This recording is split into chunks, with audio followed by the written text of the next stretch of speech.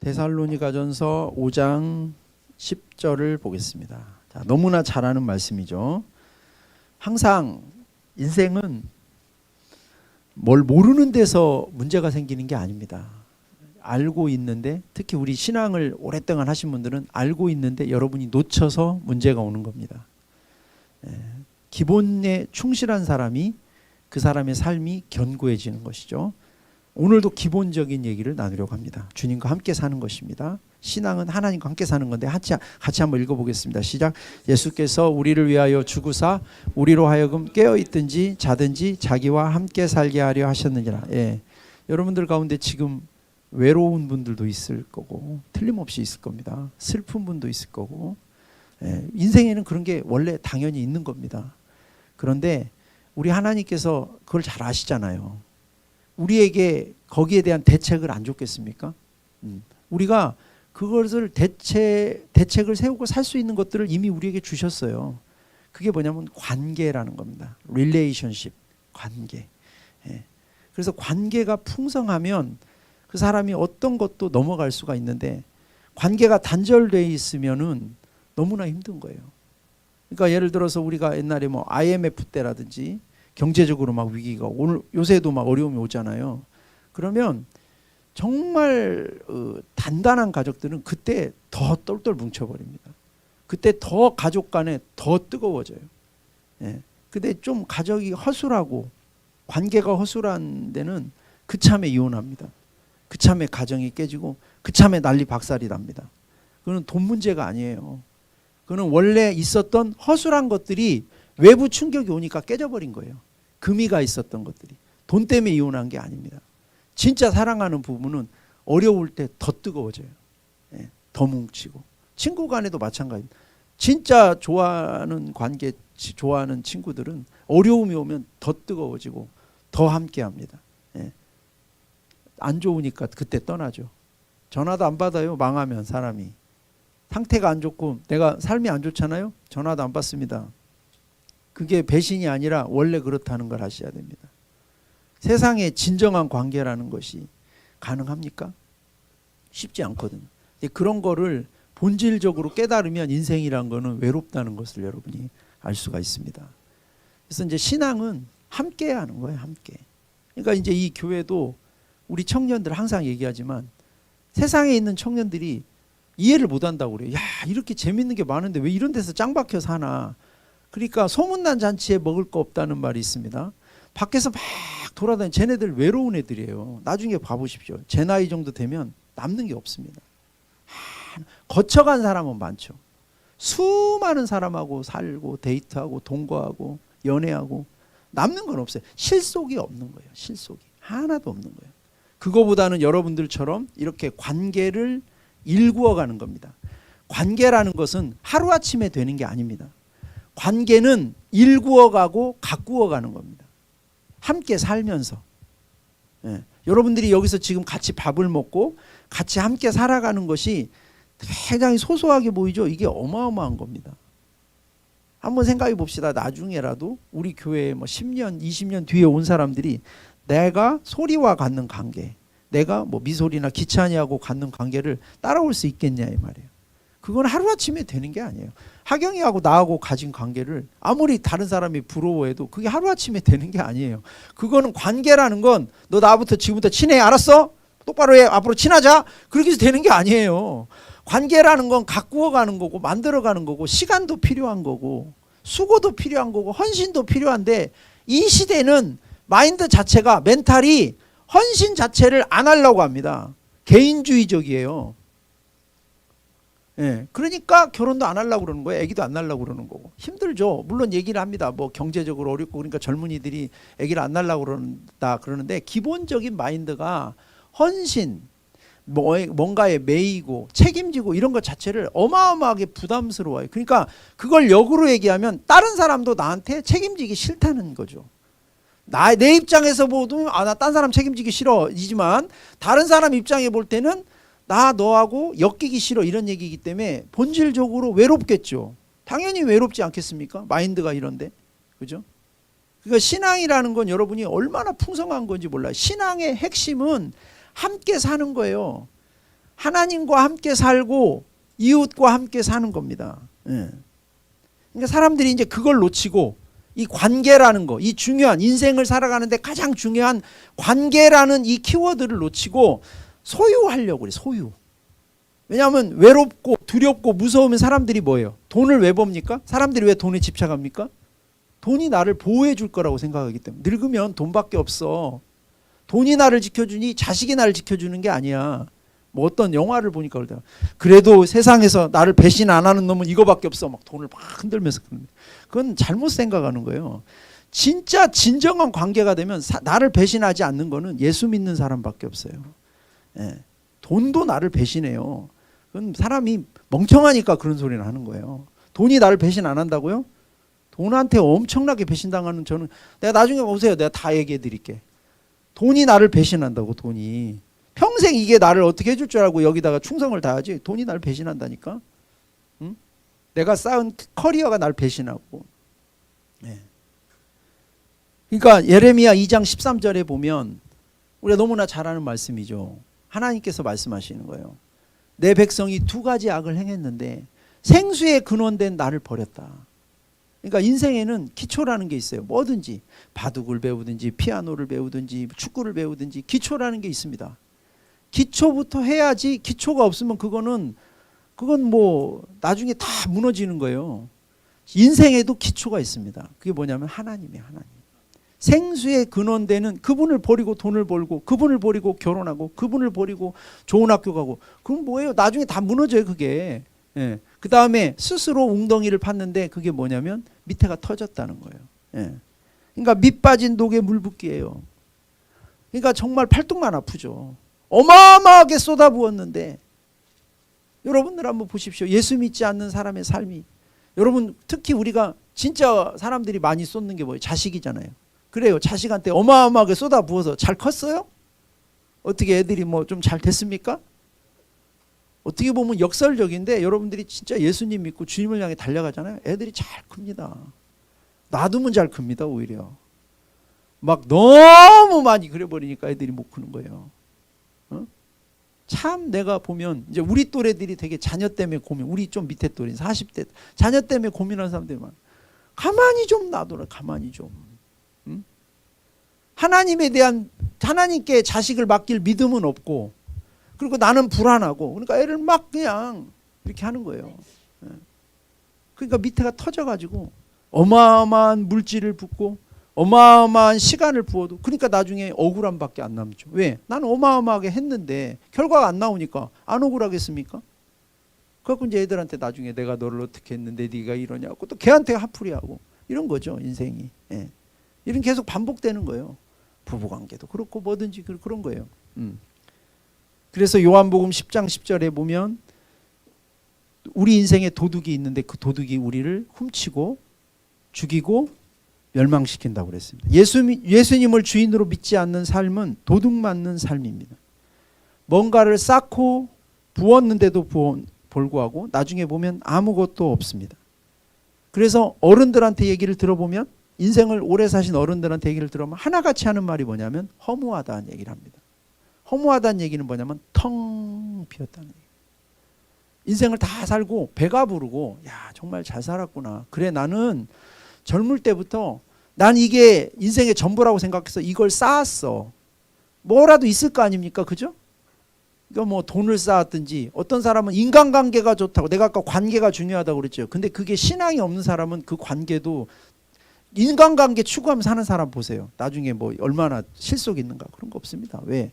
인간이라는 존재는 원래 배신을 많이 하고 이번에 그 말이 재밌더라고. 우리 김승래 목사님이 그 얘기하더라고. 우리 개는 키우면 정이라도 들지 사람은 같이 있으면 정 안 듭니다. 한번 가까운 사람하고 같이 살아보세요. 정 떨어집니다. 그래서 옛말에도 그런 말 있죠. 친한 친구랑은 자취를 하지 말아라. 우리 옛날에 불문율이 있어요. 친한 친구하고는 절대 함께 살지 마라. 왜? 의상한다. 개는 난 별로 개 안 좋아하는데 우리 좀 쿠우가 그 검은 눈망울을 보면 저도 이제 개가 예쁘다는 것을 50평생에 처음 느꼈습니다. 진짜입니다. 처음입니다. 개가 예쁠 수도 있구나. 오 놀라운 일이에요. 근데 가끔 여기다 오줌을 싸가지고 그건 좀 시험이 드는데 저는 못 봤는데 우리 집사람이 몇 번 봤다고 그럽니다. 아니 내가 무릎이라도 꿇었으면 어쩔 뻔 알았어요. 근데 걔는 그러니까 정이라도 들죠. 근데 사람은 한번 오래 살아보세요. 정 드는지. 정 떨어집니다. 너무 가깝게 지내지 마시고. 그러니까 옛날에 우리도 그죠? 농담이고 우린 가깝게 지내야죠. 그러니까 우리 김승래 목사님이 예전에 한마음교회 공동생활이 장난이 아니에요. 난 그 상상이 안 가는데 15평, 6평짜리 아파트에 7, 8명이 사는 거예요. 막 하다 보니 십몇 평짜리 아파트, 15명이 살아, 열몇 평짜리 아파트에. 근데 그분 표현이 너무 재밌는 거예요. 사람이 정말 꼴 보기 싫을 때 있죠. 나도 그게 생각이 나거든. 사람이 꼴 보기 싫을 때가 있어. 진짜 배기 싫. 근데 뭐 30평도 아니고 열몇 평짜리에 사니까 그분 얘기가 어떻게 밥을 먹을 때 꼼짝꼼짝 그 씹는 소리가 천둥 소리 같대. 너무 싫은 거예요. 진짜 그래요. 여러분 꼴보기 싫은 사람 밥 먹는 소리 들어보셨어요? 죽여버리고 싶어요. 진짜 막 꼼짝꼼짝 밥이라도 맛있게 안 먹어야 되는데 근데 진짜 사랑하는 사람 누가 그런 얘기 하더라. 이 세상에서 최고 좋은 소리가 내 새끼 입에서 밥 넘어가는 소리다. 그런 얘기 예전에 어머니들 한참 굶을 때 내 자식이 막 맛있게 먹을 때 그거 진짜 그 소리가 그렇게 좋거든요. 맛있게 먹어. 근데 꼴보기 싫은 사람이 꿈쩍꿈쩍거리는 소리 그냥 천둥 소리 같대요. 그분이. 그렇게 관계라는 게 힘든 거예요. 근데 여러분 하나님 없이 내가 주인 된 게 해결이 안 된 상태에서 관계를 추구한다고요? 안 되죠. 그러니까 인생 자체가 막 이제 꼬이고 힘들어지고 그러는 거예요. 예수님이 주인 되고 그분의 통치, 그분과 함께 사는 삶이 되지 않으면 다 털리는 거예요. 그래서 우리가 하나님과 함께 사는 거, 신앙은 다른 게 아닙니다. 교회에 나오는 게 아니에요. 신앙이 여러분 생각하면 신앙은 교회 나가는 거지 아니에요. 교회 나와도 신앙이 없을 수가 있어요. 하나님과 함께 살아야 돼요. 교회 나와도 하나님과 함께 안 살 수가 있어요. 자, 하나님과 함께 살려면 어떻게 해야 됩니까? 오늘 4가지를 얘기를 했는데 짤막하게 하나씩 얘기를 하겠습니다. 다 아는 얘기입니다. 근데 다시 한번 상기하라고 하는 얘기예요. 설교는 여러분이 지금 처음 듣는 얘기를 하는 게 아닙니다. 여러분이 저한테 길게는 10수년, 짧게는 몇 년 동안 설교를 들었는데 오늘 처음 듣는 얘기는 중요한 얘기가 아니기 때문에 처음 듣는 겁니다. 정말 중요한 얘기는 매번 해야 되는 것이 중요한 얘기입니다. 오늘 이야기도 중요한 얘기입니다. 그래서 예전에도 내가 많이 했습니다. 근데 놓치고 있고 가볍게 듣고 흘려버렸고 그러니까 다시 얘기하는 겁니다. 다시. 그래서 창조주와 관계를 맺으라는 겁니다. 그러니까 먼저 우리가 신앙생활 하려면 하나님과 나를 연결해야 돼요. 자, 마귀의 뜻이 뭐라고요? 원어가 디아볼로의 뜻이 뭐라고요? 이간질하고 나눠놓는 거예요. 그러니까 건강하지 않은 가정은 전부 다 나눠져 있어요. 구성원이. 그러니까 외로운 거예요. 이 시대에 정말 힘든 건 뭐냐면 돈을 많이 못 버는 게 아니에요. 외로운 거예요. 모두가 외로워요. 남편은 남편대로 외롭고 아내는 아내대로 외롭고 자식은 자식대로 외로워요. 함께 살면서 외로워요. 따로 사는 게 아니에요. 함께 사는데 외로워요. 소통이 안 돼요. 사람의 풍성함은 관계에서 오는 겁니다. 여러분의 가운데서도 나이가 들면서 특히 더 느끼는데 나이가 들면 힘이 떨어져요. 누군가를 의존하지 않으면 안 돼요. 저도 이제 나중에 60이 되고 70이 되면 누군가를 의지해야 될 거예요. 근데 노인이 되어서 관계가 풍성한 노인은 많은 사람의 보호와 그 다음에 존경과 사랑을 받습니다. 근데 자기밖에 모르고 이런 사람은 외톨이가 돼요. 그게 인생의 본질입니다. 아무리 많이 가지고 있어도. 관계라는 게 너무 중요한 거예요. 그래서 일단 여러분들이 풍성한 삶, 하나님과 함께하는 삶, 형제자매들과 함께하는 삶을 살려면 하나님과 관계부터 연결해야 됩니다. 기본적으로 사람은 태어날 때부터 하나님하고 연결되어 있지 않습니다. 하나님하고 떨어져 있습니다. 이사야 59장 1, 2절에 보면 여호와의 손이 짧아 구원하지 못하심도 아니요. 여호와는 하나님이죠. 귀가 둔하여 듣지 못하심도 아니라 오직 너희의 죄악이 너희와 하나님 사이를 갈라놓았고 너희 죄가 그의 얼굴을 가려서 너희에게 듣지 않으시게 함이니 하나님이 멀리 느껴지고 여러분이 혼자인 것처럼 느껴진 것은 하나님의 문제가 아닙니다. 그분은 2000년 전에 이 땅에 오셨다 가셨습니다. 우리를 살리려고 이 땅에 오셔서 33년 동안 살다가 가셨습니다. 문제는 우리가 지금 하나님하고 떨어져 있다는 겁니다. 연결이 돼 있지 않습니다. 그래서 연결되려면 어떻게 해야 됩니까? 회개와 믿음을 가져야 됩니다. 마가복음 1장 15절에 보니까 예수님이 처음 사역을 시작할 때 한 얘기가 뭐냐면 이제 때가 가까웠으니 회개하고 복음을 믿어라. 하나님의 나라가 가까웠으니 회개하고 복음을 믿으라고 하는 겁니다. 회개는 뭘 회개하는 겁니까? 하나님께 대한 죄를 얘기하는 겁니다. 우리가 세상을 살면서 짓는 죄가 많죠. 부모한테 짓는 죄도 있고 우리 친구한테 짓는 죄도 있고 여러 가지가 있는데 하나님께 대한 회개. 하나님께 대한 회개가 뭐예요? 나를 만드신 창조주를 무시하고 내가 주인 돼서 살아온 죄예요. 그 죄를 회개하고 예수를 주인으로 믿어야 됩니다.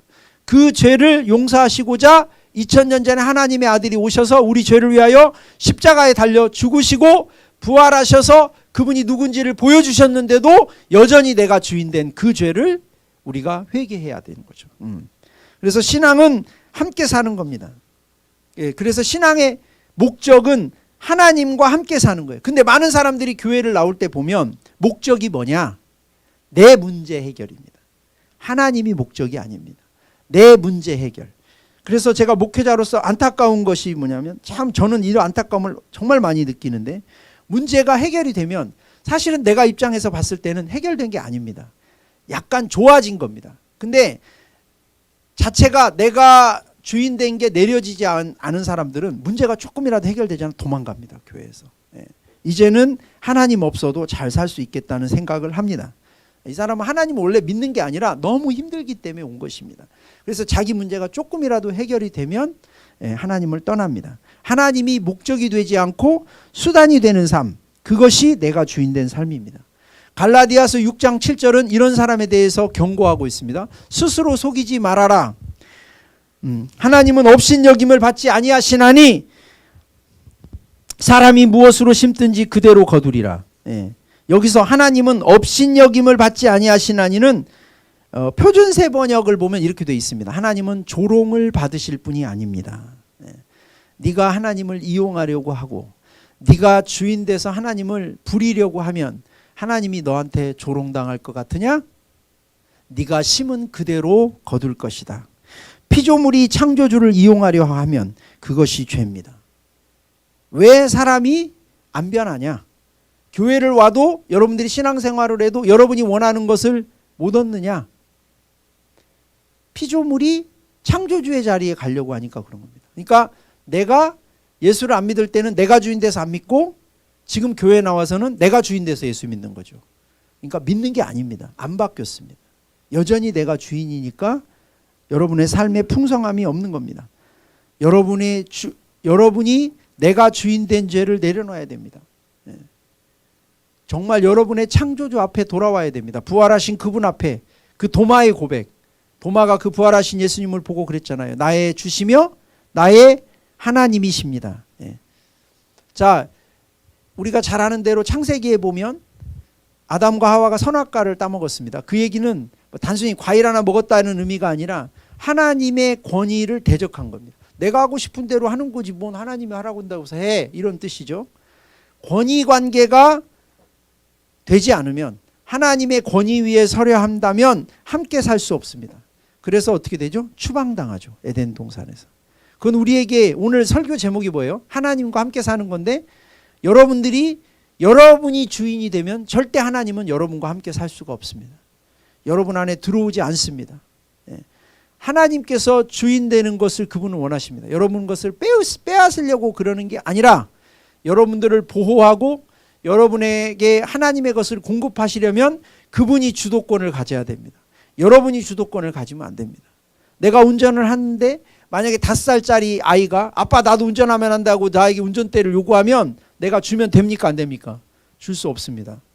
그걸 그 아이가 아빠는 욕심쟁이야 혼자만 운전하려고 하고 이렇게 생각하면 그건 그 아이의 마음이겠지만 그건 절대 양보할 수 있는 게 아니고 줄 수 있는 게 아닙니다. 하나님도 그분의 권위를 여러분에게 주지 않습니다. 그분이 주도권을 가져야 됩니다. 그분과 여러분이 함께 살아가는데 여러분이 주도권을 가지면 여러분이 운전을 하면 큰일 나는 거죠. 그래서 권위의 문제입니다. 여러분들이 회개하고 예수를 주인으로 믿어야만 여러분에게 풍성한 삶이 시작되는 겁니다. 두 번째는 하나님이 나의 아버지라는 것입니다. 창세기 1장 27절에 보면 하나님께서 자기의 형상대로 우리를 창조하셨다 그랬습니다. 그것은 무슨 뜻입니까? 하나님이 우리의 아버지라는 뜻입니다. 나를 만드신 분이라는 얘기인 겁니다. 우리는 되게 이제 나은 거, 우리 인간이니까 나은 것을 얘기하지만 하나님은 몸이 없습니다. 우리를 낳을 수가 없습니다. 저 이야기가 하나님이 우리의 아버지라는 뜻입니다. 진짜 아버지입니다. 우리를 만드신 분이기 때문에. 우리의 창조주입니다. 예. 우리는 하나님을 닮았습니다. 예. 하나님의 형상대로 하나님께서 남자와 여자를 창조하셨다고 그랬습니다. 그래서 예수님이 부활하시고 나서 요한복음 20장 17절에 보니까 부활하시고 나서 여인들에게 나타나서 이런 말씀을 하셨습니다. 나를 붙들지 말라. 내가 아직 아버지께로 올라가지 아니하였노라. 너는 내 형제들에게 가서 이르기를 내가 내 아버지 곧 너희 아버지 내 하나님 곧 너희 하나님께로 올라간다 하라 하시니. 이 말씀이 대단한 말씀입니다. 내 아버지 곧 너희 아버지. 그러니까 예수님께서 하나님이 예수님의 뭐죠? 친아버지죠. 예. 요한복음 20장 17절. 예. 하나님이 예수님의 뭐라고요? 친아버지예요.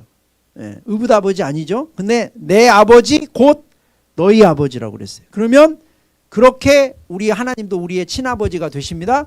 내 하나님 곧 너희 하나님께로 올라간다. 그러니까 여기서 내 아버지, 내 하나님이라는 말이 뭐예요? 그게 곧 관계예요. 네, 관계. 그러니까 여러분도 하나님이 그냥 누구의 하나님, 목사님의 하나님, 누구의 하나님, 저 집사님의 하나님 그게 아니라 내 하나님이 돼야 됩니다. 그게 관계입니다. 예수를 믿는다는 것, 여러분이 하나님이 여러분의 하나님이 되지 않으면 여러분에게 아무 유익이 없습니다. 여러분의 하나님이 돼야 됩니다. 관계를 맺을 때만이 그렇게 말할 수 있는 겁니다. 예. 여러분들이 저를 뭐라고 그럽니까? 우리 목사님이라고 그러죠.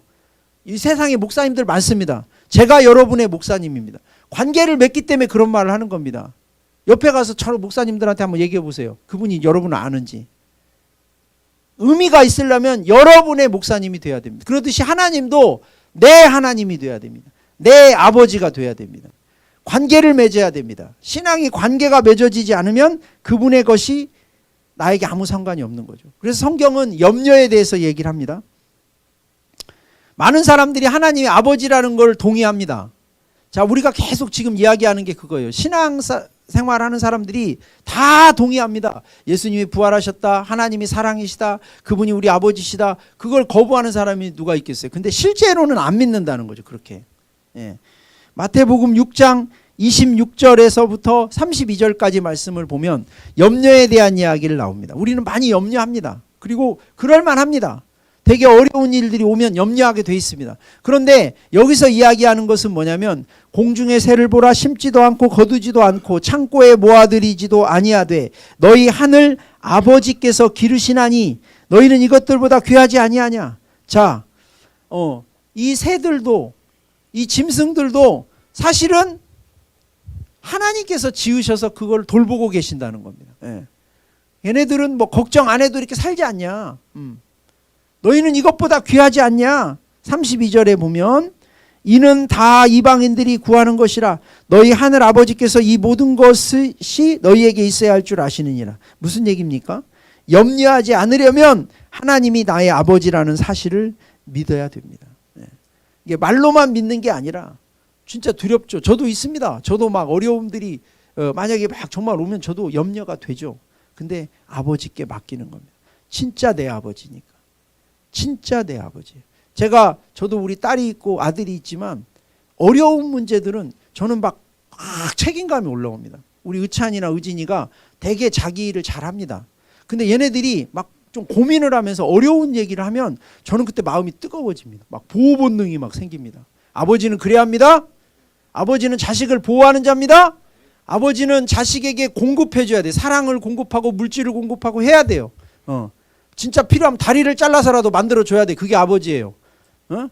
무슨 저기 뭐 애기만 낳고 뭐 지 맘대로 살고 그러면 아버지 아니야. 그거는. 보호해 줘야 돼요. 내가 제일 많이 하는 말이 걱정하지 말아라. 아버지한테 맡기고 그냥 너는 네 일 해라. 뭐 저도 두려울 때가 있어요. 어떤 예를 들어서 이거 어떻게 하지 속으로. 그럴 망정 자식한테는 어떡한다냐. 큰 아빠도 문제다. 그건 아버지 아닙니다. 걱정하지 말아라. 아빠가 알아서 한다. 근데 속으로는 어떻게 알아? 몰라. 근데 그것은 아빠가 알아서 한다. 너는 열심히 공부나 해라. 걱정하지 말아라. 열심히 살아라. 걱정하지 마라. 힘내라. 그게 아버지죠. 근데 우리 하나님 아버지는 그럴 만한 능력이 있습니다.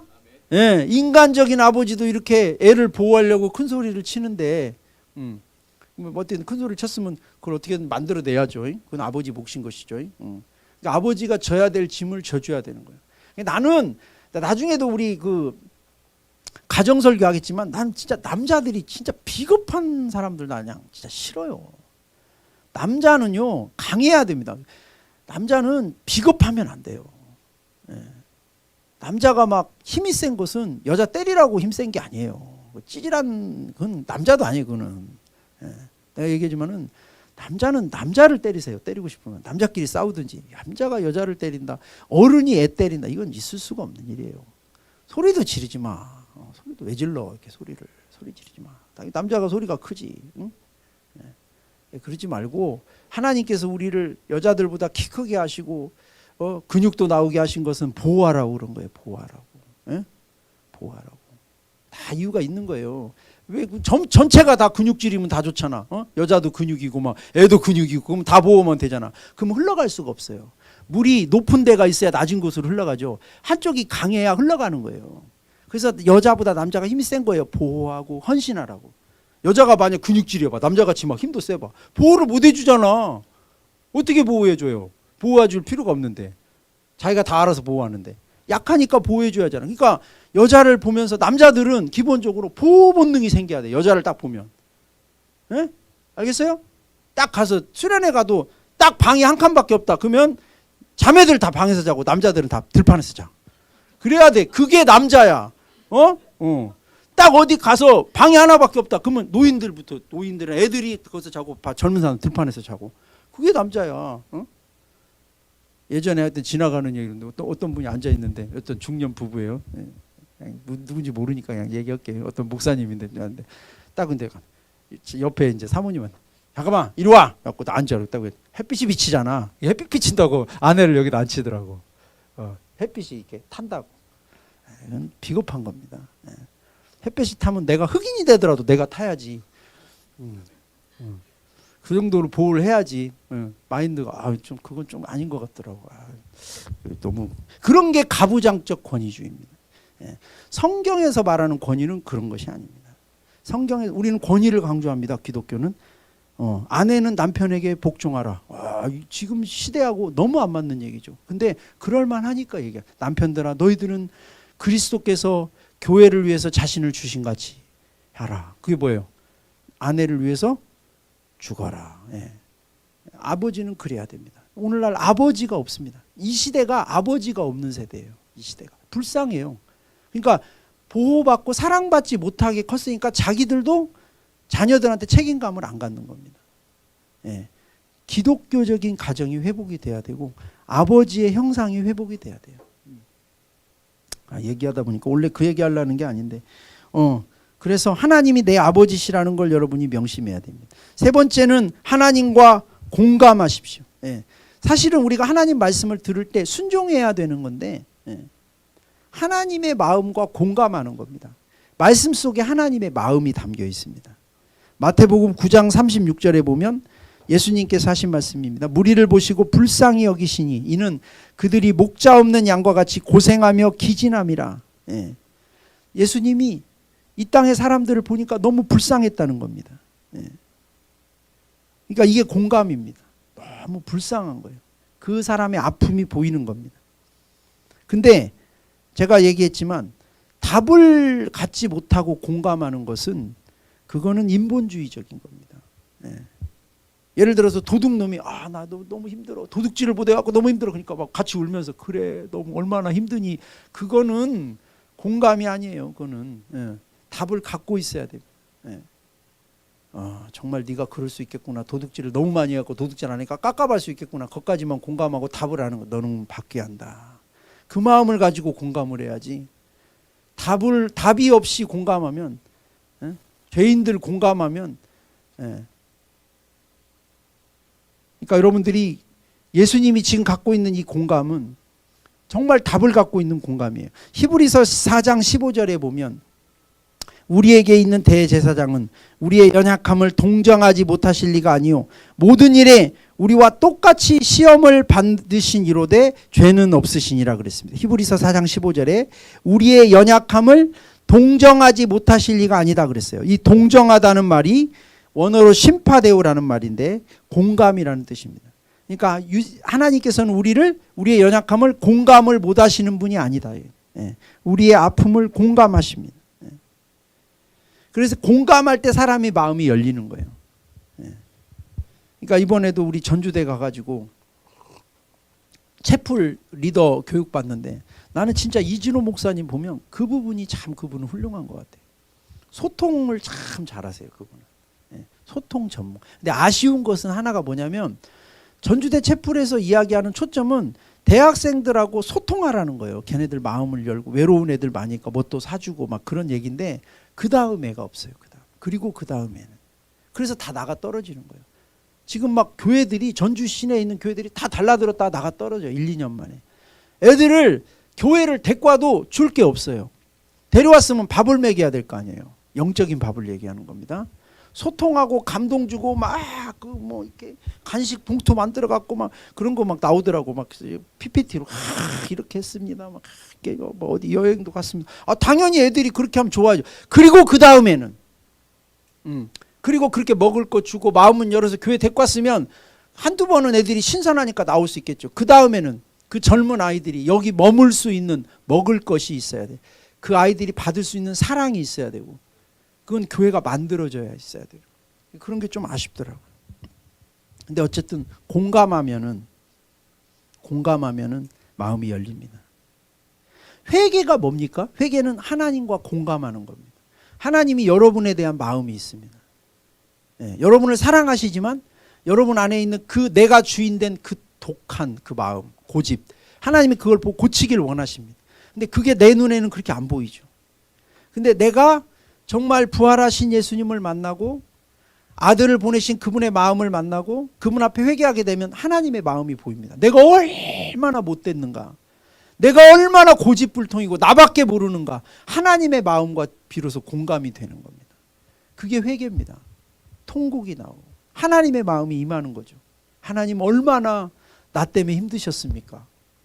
하나님 얼마나 내가 하나님의 마음을 아프게 했습니까? 그러니까 하나님을 원망하는 자에서 하나님께 회개하는 자가 되는 거죠. 공감하니까. 사람들도 마찬가지입니다. 공감을 못하는 사람들은 원망만 합니다. 모든 게 원망스럽습니다. 엄마도 원망스럽고 아빠도 원망스럽고 다 원망스럽습니다. 근데 공감을 하면, 남편도 아내에게 공감하면 저 사람이 나 만나서 얼마나 힘들었을까. 아내도 남편에게 공감하면 저 사람이 참 나랑 살면서 얼마나 어려움이 많을까. 이런 생각들이 난단 말이에요. 공감. 근데 인간이 못돼가지고 그런 공감을 못합니다. 공감을 하는 대신에 뭐냐면 너는 왜 내 마음을 모르냐 이거예요. 자기 연민, 짜증나고 힘들고 억울하고 분통 터지고 너는 왜 내 마음을 모르냐. 다 그렇게 주장하면 절대 관계가 맺어질 수가 없습니다. 그러니까 여러분들 예수를 믿는다는 건 뭐냐면 이 공감 능력이 계속 발달이 돼요. 왜냐? 우리는 하나님의 마음을 계속 알려고 합니다. 평생 추구하는 겁니다. 하나님의 마음을 알려고 하는 겁니다. 뭐든지 마음을 다해서 반복하면 실력이 늡니다. 똑같습니다. 하나님의 마음을 계속 알려고 합니다. 그 다음에 제가 사역을 하면서 저도 제가 원했든 원치 않든 많은 사람들과 1대1도 하고 합니다. 그러면 제가 그 사람들의 마음을 살핍니다. 아직도 저는 많이 부족하지만 저는 제 일이 그런 것 같아요. 사람의 마음을 살피는 거예요. 그러니까 이쪽이 발달하겠습니까? 안 하겠습니까? 하죠. 그러니까 이거는 덤이에요. 제 사역의 덤이더라고. 하나님, 저는 원래 공감 능력이 많이 떨어집니다. 제가 얘기했잖아요. 우리 데이트할 때 우리 집사람이 한번 삐지면 제가 그걸 모르겠더라고요. 진짜. 왜 그런지를 얘기를 안 해줘요. 우리 집사람은요. 알죠, 스타일이. 그런 거 자세하게 설명하는 스타일이 아니에요. 네가 알아내야 되는 거예요. 그러니까 진짜 그때 괴로웠지만 근데 지금 생각해보면 막 속성 코스 하드 트레이닝을 하나님 시킨 것 같아. 김선정 교관을 통해서. 에? 너무 감사한 거예요. 여러분들도 교회에서 우리 형제자매들과 함께 사는 신앙은요, 추상적이고 관념적이면 안 됩니다. 실제적인 건 뭐예요? 사는 거예요. 사는 거. 신앙을 내가 누군가 신앙이 뭐냐고 묻는다면 복잡하게 생각할 거 없습니다. 신앙은 사는 겁니다. 하나님을 믿고 사는 거예요. 사는 게 안 되면, 삶이 안 되면 그 신앙 가짜입니다. 삶이 돼야 됩니다. 삶이. 그냥 삶이라는 건 진실함. 사람은요, 자기가 옳다고 믿는 대로 사는 거예요. 자기가 옳다고 믿는 대로 말은 안 할 수 있습니다. 자기가 안 믿는 거를 말은 할 수는 있습니다. 사람이. 그러나 사는 것은 자기가 옳고 자기에게 맞다고 생각하는 방식으로 살지, 자기에게 이득이 된다고 하는 방식으로 살지, 거짓으로 삶을 사는 사람은 없습니다. 일관되게 그 사람이 살아가는 방식은 그 사람이 믿는 바대로 사는 거예요. 자기가 옳다는 바. 그러니까 삶이 안 돼 있다? 그 사람 신앙은 가짜입니다. 아까도 그 찬양을 하면서 저는 찬양할 때마다 그 생각을 많이 해요. 우리는 참 찬양할 때마다 거짓말을 하는 것이 아닌가. 나 무엇과도 주님을 바꾸지 않으리. 진짜 그런가? 진짜 여러분들이 주님과 무엇과도 바꾸지 않습니까? 다른 어떤 은혜 구하지 않는다며요. 뭐 아까 보니까 뭐 찬양들이 왜 이렇게 센가 모르겠어 막. 그 어느 것도 난 필요 없. 진짜 그 어느 것도 필요 없습니까? 우리 매번 찬양을 부를 때마다 난 그럴 때 생각을 해요. 아 나도 막 그래요. 진짜 그냐? 그 찬양을 하는데 진짜 그러냐? 근데 정말 우리는 찬양할 때마다 거짓말하는 것 같아요. 진짜 크리스찬들이 위선이 몸에 배 있어요.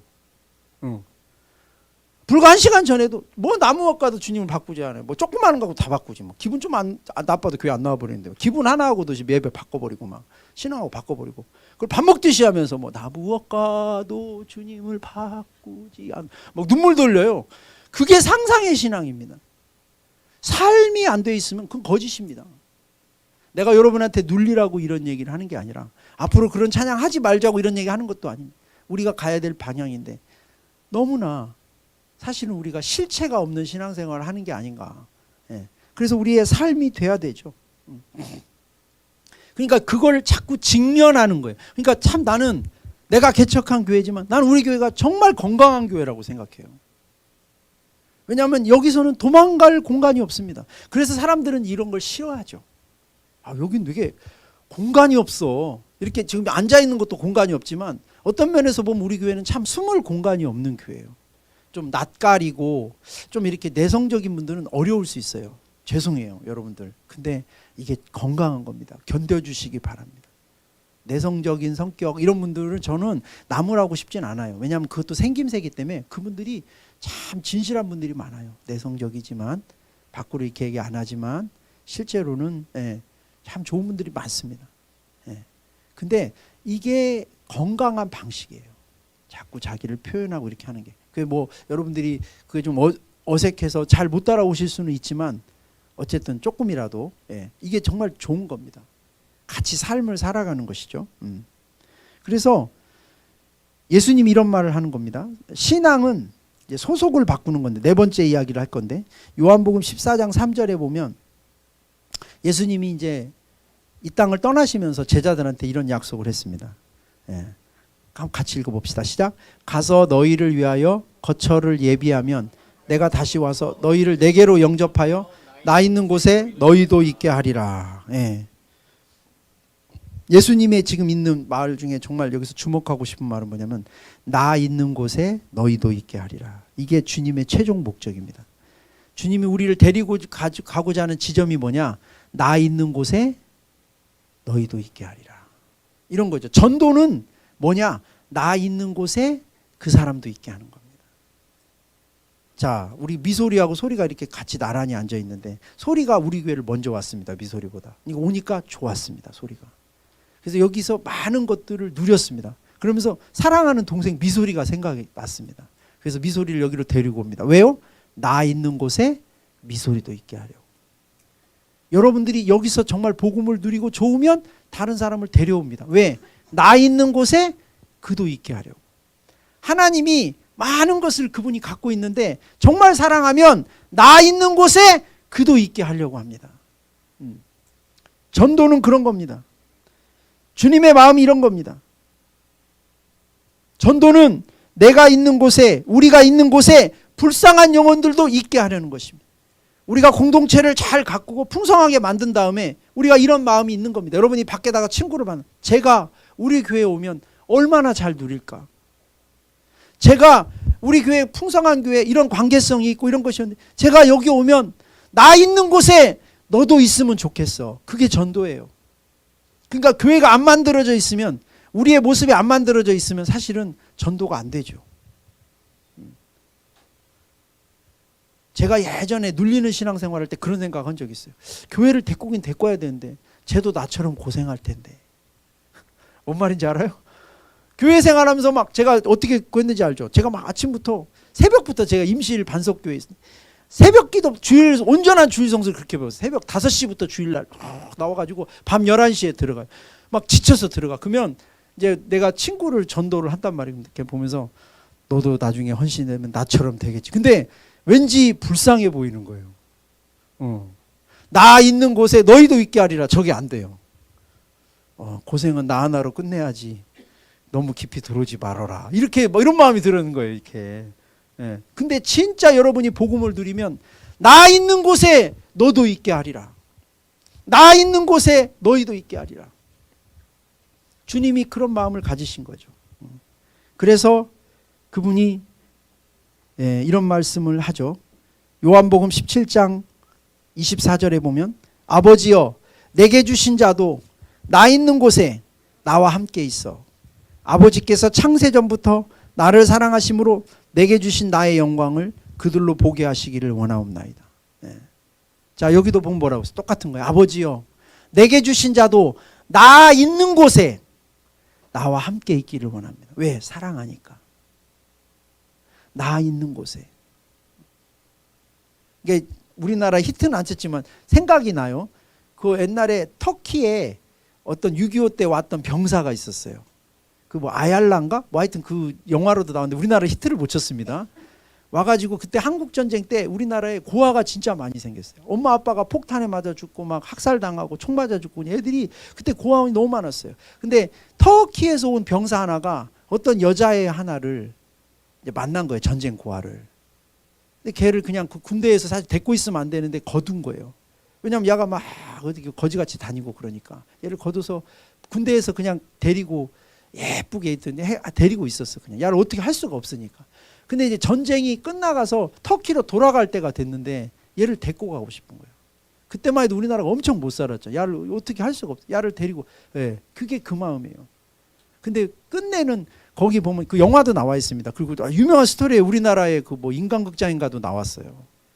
그 큰 가방에다 얘를 5살짜리를 넣어가지고 몰래, 왜냐하면 데리고 갈 수가 없어요. 국적이 다르니까. 근데 발각이 돼가지고 끝내는 못 들어요. 막 오열을 하면서 헤어지죠. 이 아이도 이 여자의 아이도 유일하게 의지할 수 있는 어른이니까 막 울면서 헤어지는 장면이. 그리고 나중에 이제 거의 나이가 이제 할머니가 돼가지고 그 터키 할아버지를 찾는 거예요. 이제 그 다큐멘터리 나오고 그게 있었거든요. 그게 생각이 나네요. 그 마음이 그거예요. 나 있는 곳에 너희도 있게 하리라. 여러분 세상 사람들을 보면은 그런 마음이 생겨야 됩니다. 주님이 그 마음이에요. 주님이 우리에게 주시고자 하는 공동체, 하나님과의 사랑의 교제권, 그리고 형제자매들과 함께하는 사랑의 교제권. 교회는 하나님의 꿈입니다. 예수님의 꿈입니다. 아버지와 그 아들과 함께하는 사귐. 요한일서 1장 3절 요한이 이렇게 말했습니다. 내가 너희에게 복음을 전하는 것은 너희로 우리와 사귐이 있게 하려 함이니 우리의 사귐은 아버지와 그 아들과 함께하는 누림이라. 같이 읽어봅시다. 시작. 우리가 보고 들은 바를 너희에게도 전함은 너희로 우리와 사귐이 있게 하려 함이니 우리의 사귐은 아버지와 그 아들 예수 그리스도와 더불어 누림이라. 그래서 하나님께서 우리에게 주시고자 하는 복음, 그리고 하나님 우리에게 주시고자 하는 최고의 선물이 공동체인 거예요. 에베소서 2장 19절에 보면 그러므로 이제부터 너희는 외인도 아니요 나그네도 아니요 오직 성도들과 동일한 시민이요 하나님의 권속이라. 권속이라는 말이 헬라어로 오이케이오스인데 저게 뜻은 가족이란 뜻입니다. 저게 권속이라고 번역해놨는데, 그래서 다른 번역본으로 한번 읽어봅시다. 새 번역 성경 같이 읽어봅시다. 똑같은 거를 저렇게 번역한 겁니다. 시작. 그러므로 이제부터 여러분은 외국 사람이나 나그네가 아니요 성도들과 함께 시민이며 하나님의 가족입니다. 친족, 가족이라는 뜻입니다. 그래서 우리 교회에서 이모, 삼촌, 아무개야, 형제, 자매 이렇게 부르는 것은 성경적인 근거가 있는 겁니다. 그냥 뭐 부를 이름이 없어서 그렇게 부르는 게 아니에요. 내가 볼 때는 집사님, 권사님보다 훨씬 성경적인 호칭입니다. 제가 볼 때는. 예. 우리 의진이가 집에서 저를 목사님이라고 부를까요? 아버지라고 부를까요? 아버지라고 부르죠. 그게 정상이죠. 목사님 그럼 되겠습니까? 그건 직함이죠. 집사님이라고 부르지 않고 이모라고 부르고 삼촌이라고. 집사일 수 있습니다. 그거는 그냥 직책이지. 우리 아버지가 교수님이라고 부릅니까? 아빠라고 부르지? 내가 소리한테 이솔 선생님 그럽니까? 소라 그러지? 딸이니까. 조카니까. 그렇게 부르는 거예요. 너무 부자연스러운 것 같아요. 보면은. 호칭이 우리의 관계를 막 가리는 것 같아요. 이게 좋은 것 같아요. 나중에 외부에서 오신 분들 원하면 불러드리고 자기를 집사라고 불러드리면 되지. 다른 분들 이모라고 부르고 거긴 집사라고 불러주면 돼요. 근데 나는 이 관계적인 호칭들이 진짜 좋은 것 같아요. 우리는 하나님의 가족입니다. 그래서 에베소서 2장 22절에 보면 너희도 성령 안에서 하나님이 거하실 처소가 되기 위하여 그리스도 예수 안에서 함께 지어져 가느니라. 우리가 이렇게 함께 이 공동체를 지어가면 이 안에 누가 거하신다고요? 하나님이 거하시는 처소가 된다는 거예요. 교회가. 알겠습니까? 그래서 어제도 말했습니다. 요한일서 4장 12절에 어느 때나 하나님을 본 사람이 없으되 만일 우리가 서로 사랑하면 하나님이 우리 안에 어떻게 하신다고요? 거하신다. 하나님이 우리 안에 거하신다. 그러니까 임재라고 하는 것은 예수님이 하나님이 내 개인 안에 거하는 것 플러스 우리의 교제권 안에 거하는 걸 얘기하는 겁니다. 하나님이 우리 안에 거하시고 그의 사랑이 온전히 이루어지냐. 그럼 어떤 일이 일어날까요? 고린도후서 3장 17절에 보니까 주는 영이시니 주의 영이 계신 곳에는 자유가 있느니라. 저는 이 구절을 진짜 좋아해요. 주는 영이시니 주의 영이 계신 곳에는 자유가 있느니라. 여러분이 많은 묶임과 눌림과 힘듦을 가지고 이 공동체를 오는데 여기서 우리가 하나님이 원하시는 교제권을 만들면 이곳에 뭐가 있다고요? 자유가 있는 거예요. 풀어지는 역사가 있고 놓여지는 역사가 있고 자유케 되는 역사가 있는 겁니다. 주는 영이시니 그분의 영이 우리 가운데 운행하시면서 우리의 교제 가운데 우리의 간증 가운데 우리의 사랑의 섬김 가운데 주는 영이시니 주의 영이 계신 곳에는 자유가 있는 겁니다. 이게 교회입니다. 이렇게 함께 사는 겁니다. 하나님과 형제자매와 함께 사는 거예요. 이게 주님의 꿈입니다. 그거 위해서 십자가 지신 겁니다. 교회는 왜 있는 겁니까 도대체? 우리는 교회를 왜 합니까? 우리는 이 복음을, 이 놀라운 행복을, 이 놀라운 기쁨을, 이 놀라운 관계의 풍성함을 이 어두운 세상 가운데 전하고 되도록이면 많은 사람들과 이것을 공유하기를 원합니다. 그래야 살 수 있습니다. 그래서 그것이 우리의 꿈이 되어야 됩니다. 여러분 우리가 계속해서 이 아름다운 하나님의 가정을 갖고 나갑시다. 이게 큰 의미의 가정입니다. 여러분이 각자의 가정들이 있지만 그것도 여러분들 잘 만드셔야 됩니다. 그래서 우리 청년들이 내가 참 마음이 흐뭇한 게 그런 얘기들을 합니다. 목사님 사모님을 보면서 나도 나중에 우리 집을 오픈해서 청년들 학생들을 데리고 살기도 하고 그들을 키워야 되겠다. 좋은 생각이에요. 근데 여러분의 가정이 편안해야 됩니다. 내가 얘기하지만 호승이가 우리 집에 한 번씩 와서 자는데 여러분 남의 집살이 해본 사람 느낍니다. 남의 집살 저도 해봤는데 남의 집살이 느끼면 좀 심하게 말하면 공기도 느껴집니다. 저는 원래 좀 눈치가 많거든요. 남의 집살이라면요 눈치 보여요. 괜히 둘이 부부끼리 싸워도 나 때문에 싸운가 그 생각 들어. 방에 있으면서도 불편해 있기가. 호승이가 우리 집에 와서 일주일에 한 번씩 싸우는데 막 우리 집사람이 막 큰 소리 나고 막 밖에서 막 뭔 소리 나고 막 쉬어진다. 그러면 호승이가 편해서 있겠습니까? 아마 유아실에서 칼잠 자더라도 여기 잤다 올 거래요 아마. 가정에 누구를 초청해서 데리고 사는 게 중요한 게 아니라 여러분의 가정이 편안한 가정이 돼야 돼요. 뭔가를 나눠주려면 줄 게 있어야 됩니다. 줄 것도 없는데 자꾸 주려고 할 필요가 없어요. 그러니까 여러분들 우리가 아까도 나 있는 곳에 너희도 있게 하리라. 먼저 누군가를 여러분과 함께 있게 만들려면 여러분의 있는 곳을 천국같이 만들어야죠. 자, 우리가 사실 뭐예요? 전도가 교회 데려오는 거잖아요. 누군가 나 있는 곳에 너희도 함께 있게 하리라 하려면 우리 교회가 천국 같은 교회가 돼야 됩니다. 여기서 풍성함을 누리고 진리와 사랑이 풍성한 교회가 돼야 됩니다. 그래야 누군가도 여기 오면 그걸 누리죠. 예. 교회를 만들어 놓지도 않고 데리고 오면 그 다음에 어떻게 하겠다는 겁니까? 그런 게 좀 안타까운 거예요. 막 우리 전도할 때 그거에만 소통하는 데만 신경 써. 쟤네들하고 소통해야 돼. 쟤네들 뭐 문화에 막 같이 들어가고 같이 청바지도 입고 막 우리 채플 할 때 막 막 애들처럼 해야 돼. 그래, 그건 좋아요. 그런데 그 다음에는 데리고 와서 줄 게 있냐?